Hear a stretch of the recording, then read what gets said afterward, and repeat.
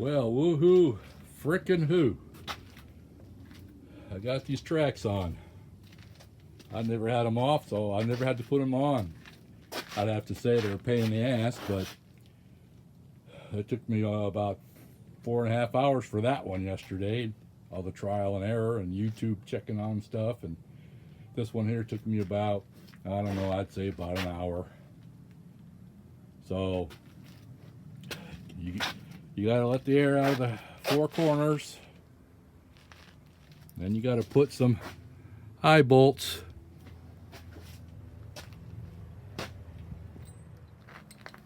and you got to put some eye bolts. These are the ones I found. I would have preferred to go a size smaller, but that's all they had at the hardware store. So you got to buy you got to buy what they have, because who knows when they're going to get what you need in. Could be months. So then I had to drill these out a little bit. A couple down here below the hinge, and then a couple further back between the first and second tire there. More in the center, and you hook the straps to them. I can't find the camera on this damn thing. I should just use my phone. Way easier. Anyway, you hook the straps to it and winch it up. It's not easy. You got to really kind of crank. The edge on this side went really easy on the outside there, and I could get the pin started. But this other side, my God, it took a bit. But I hope I didn't destroy my ratchet strap. But what the hell, they're cheap. So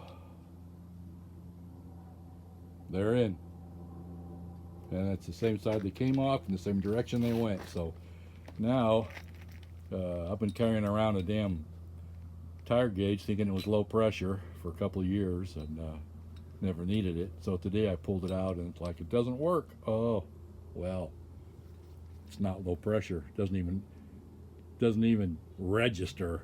So now my mission is to get a low tire pressure gauge so I can put tire pressure back in here and be on my merry way.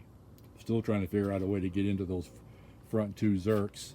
So I think I just need to go get a longer hose on my grease gun, and thinking with it yesterday, I'm finding out that my grease zerks are pressed in, so I can't even buy a remote. I'm looking for it, something that I can just pop over and lock onto the grease zerk that's there, and get those front two where I can get to them easy. The rest are easy. I don't know why you would even need to centrally locate your grease zerks. I mean, Jesus, they're all right there. And I'm not going to put a hole in the damn tub, so these outside ones will just have to get done once a year. And the amount of hours I put on it, it's not going to make a big whoop, really. Don't see it. I grease the piss out of it. I'm only going to get, I'll bet I don't put 50 hours a year on it, so just goes to the cabin and back for the most part. Anyway, off on my mission.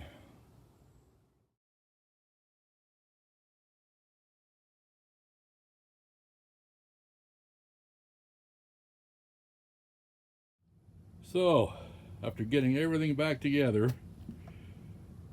and following the directions, getting the circumference, putting the biggest tires in the middle,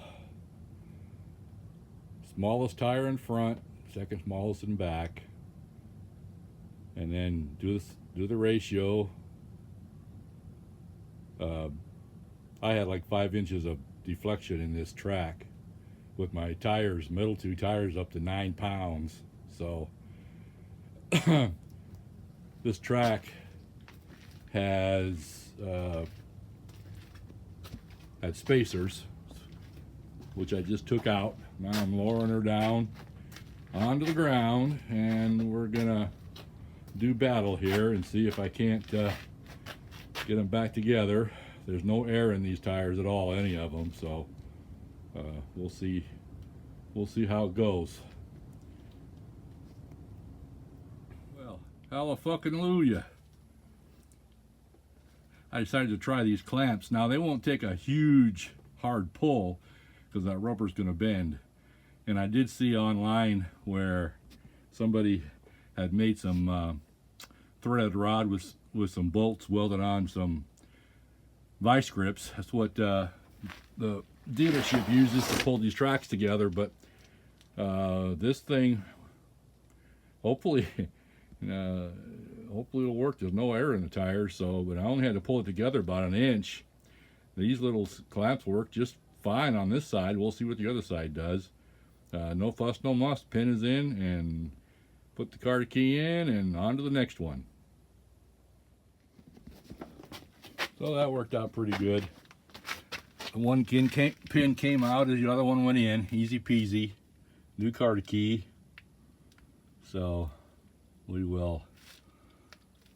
Got to jack it up now. See how the deflection goes, and start this whole ordeal with inflation all over again. So up off the ground. Now I've got, looks like a little better deflection than the last time. And see what this side's got. It looks like it's not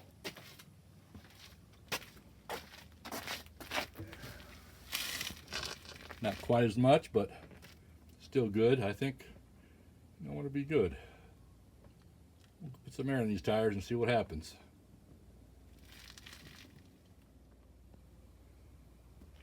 Well, there it is, boys and girls. Have to take out the spacer, and now it's front to back, 3554 on both sides, and I can live with that right there. I don't need any tighter. I think tighter is not necessarily better. So this side is a little tighter, inch, but it was the same on the when I had the spacers in. It was way loose. No, this is good. Now all I gotta do now is really get it off the jack stands and take it for a spin. After I put away a whole bunch of tools.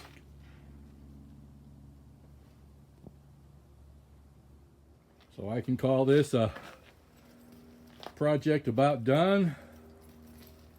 And of course, everything that I've used, every tool, spare parts, anything I might need, going in the toolbox. It's going in the back, and it will stay there.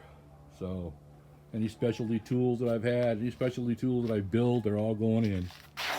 So I shouldn't have to worry about it. And I think I'm probably going to end up keeping my manuals at least in the truck. But yeah, it's been a process, a lot of trial and error, but I'm now, of course, I can probably change out chains or anything else pretty easy.